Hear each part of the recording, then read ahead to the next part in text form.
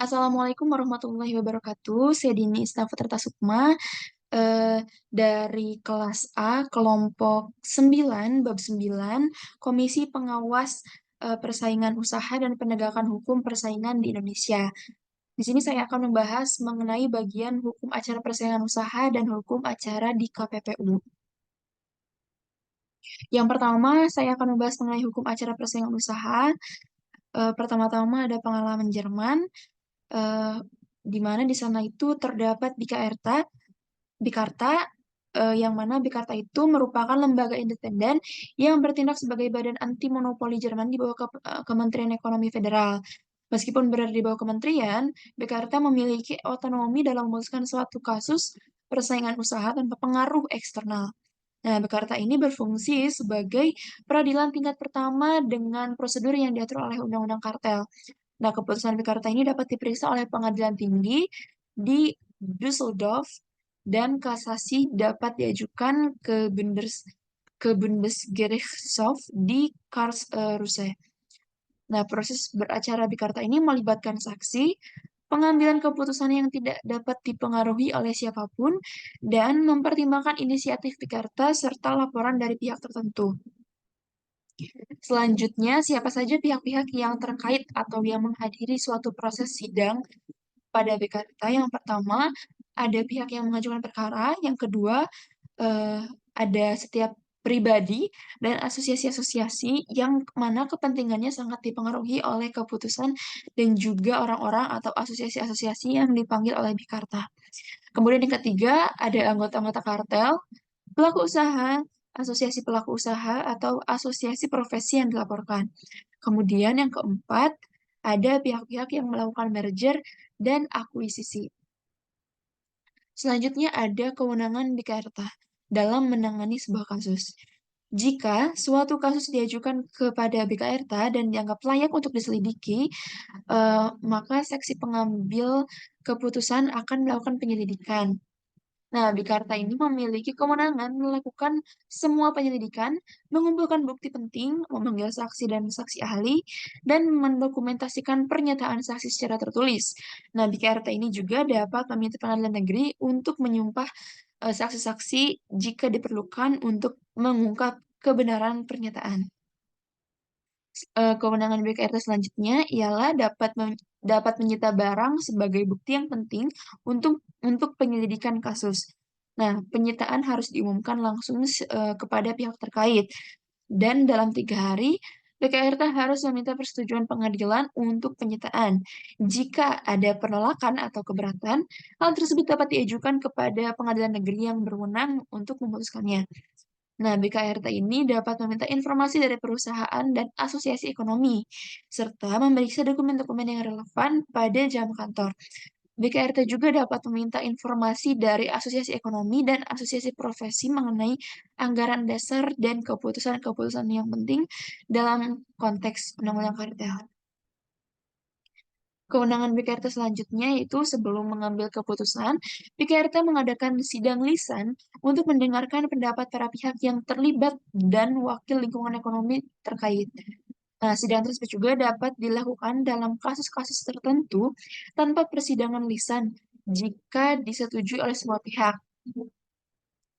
Nah, sidang dapat ditutup untuk umum jika mengganggu ketertiban umum, keamanan negara, atau membahayakan rahasia perusahaan.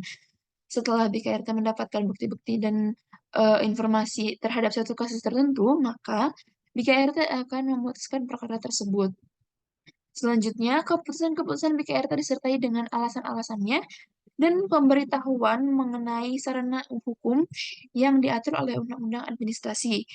Untuk perusahaan di luar wilayah berlakunya undang-undang ini, keputusan disampaikan melalui kuasanya untuk pengumuman negara federal jika kuasa tidak disebutkan. Jika proses atau sidang tidak ditetapkan, maka para pihak diberitahu secara tertulis mengenai berakhirnya proses tersebut. Kemudian BKRT dapat menetapkan perintah sementara sampai menunggu putusan akhir.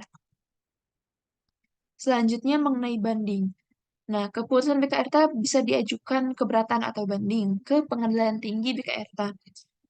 Keberatan dapat didasarkan pada fakta baru atau alat bukti baru. Para pihak terkait dalam proses persidangan BKRTA memiliki hak untuk mengajukan keberatan. Nah, keberatan juga dapat diajukan terhadap kelalaian BKRTA dalam memberitahukan pelaksanaan keputusan atau penolakan tanpa alasan yang cukup. Nah, Pengadilan Tinggi BKRTA ini memutuskan mengenai keberatan tersebut. Jika suatu keputusan digugat dan ada perintah sementara berdasarkan pasal 60, Pengadilan Tinggi dapat menunda keputusan yang eh, digugat sampai berakhirnya proses gugatan. Nah, perintah ini dapat dibatalkan atau diubah kapan saja. Nah, BKRT juga dapat langsung memerintahkan pelaksanaan keputusan dalam kasus penting yang melibatkan kepentingan umum atau sebagian besar pihak sebelum proses gugatan ke pengadilan tinggi. Selanjutnya, BKRT dapat menangguhkan pelaksanaan keputusan jika tidak ada efek penangguhan dan keputusan tersebut berhubungan dengan masalah kepentingan umum. Pengadilan tinggi dapat menetapkan efek penangguhan atas permohonan jika ragu terhadap keabsahan keputusan, dengan syarat permohonan didukung oleh fakta dan dibuat oleh pemohon yang terpercaya. Nah, jika keputusan sudah dilaksanakan pada waktunya, pengadilan dapat membatalkan pelaksanaannya dan menetapkan pemulihan serta penundaan tergantung pada kemampuan keamanan atau prasyarat lainnya. Nah, keberatan terhadap keputusan BKRTA harus diajukan secara tertulis dalam batas waktu 1 bulan sejak penyerahan keputusan BKRTA. Batas waktu untuk alasan keberatan juga 1 bulan dan dapat diperpanjang atas permohonan kepada Ketua Pengadilan Tinggi. Kemudian ada pun alasan-alasan keberatan. Yang pertama, penjelasan sejauh mana keputusan PTRT digugat dan perubahan atau pembatalannya dimohonkan. Kemudian yang kedua, keberatan diajukan berdasarkan fakta dan alat bukti tersebut. Nah, surat keberatan dan alasan keberatan harus ditandatangani oleh seorang pengacara yang mendapatkan izin dari pengadilan Jerman. Nah, hal ini tidak berlaku terhadap keberatan yang diajukan oleh BKRTA. Artinya, BKRTA tidak perlu didampingi oleh seorang pengacara. Lalu siapa saja pihak-pihak yang terkait pada proses di pengadilan tinggi? Yang pertama ada pihak yang berkeberatan, yang kedua ada BKRTA, yang mana keputusannya digugat, dan yang ketiga ada perorangan dan asosiasi-asosiasi, di mana kepentingannya terkena secara mendasar melalui keputusan tersebut, dan pihak-pihak yang diundang oleh BKRTA pada proses BKRTA. Nah, Pengadilan Tinggi memutuskan gugatan keberatan melalui persidangan lisan, kecuali jika para pihak setuju untuk tidak melakukan persidangan tersebut. Nah, para pihak harus diwakili oleh pengacara dengan izin dari Pengadilan Negeri Jerman, sedangkan BKRT bisa diwakili oleh anggota BKRT. Nah, jika para pihak absen tanpa alasan yang memadai pada sidang yang telah dijadwalkan, persidangan tetap bisa dilakukan tanpa kehadiran mereka. Nah, Pengadilan Tinggi ini melakukan pemeriksaan fakta secara mandiri dalam kasus keberatan dan berusaha memperjelas permohonan serta menyediakan waktu bagi para pihak untuk mengemukakan argumen-argumen dan bukti-bukti. Nah, keputusan Pengadilan Tinggi ini didasarkan pada fakta-fakta dan bukti-bukti yang disajikan oleh para pihak dan dapat membatalkan keputusan BKRTA jika dianggap tidak berdasar atau melanggar undang-undang.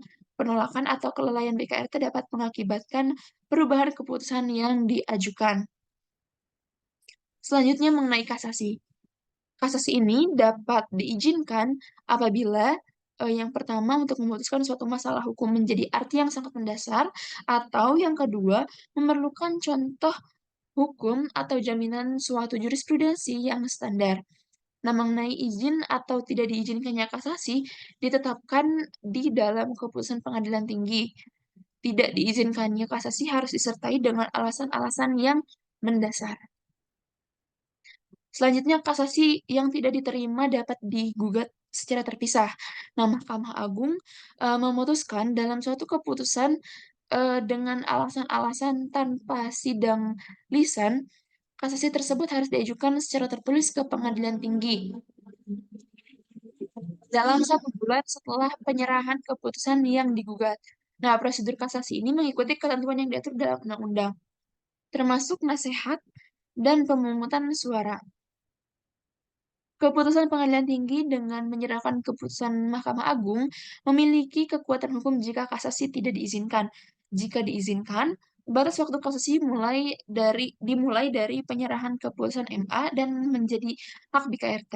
Kasasi hanya dapat diajukan atas pelanggaran undang-undang dan tidak atas kewenangan BKRT. Nah, MA ini terikat pada fakta yang diputuskan kecuali ada alasan yang kuat yang diizinkan dalam kasasi. Proses kasasi juga mengikuti ketentuan dalam Undang-Undang Kartel. Nah, penerbitan perintah sementara merupakan kewenangan pengadilan tinggi.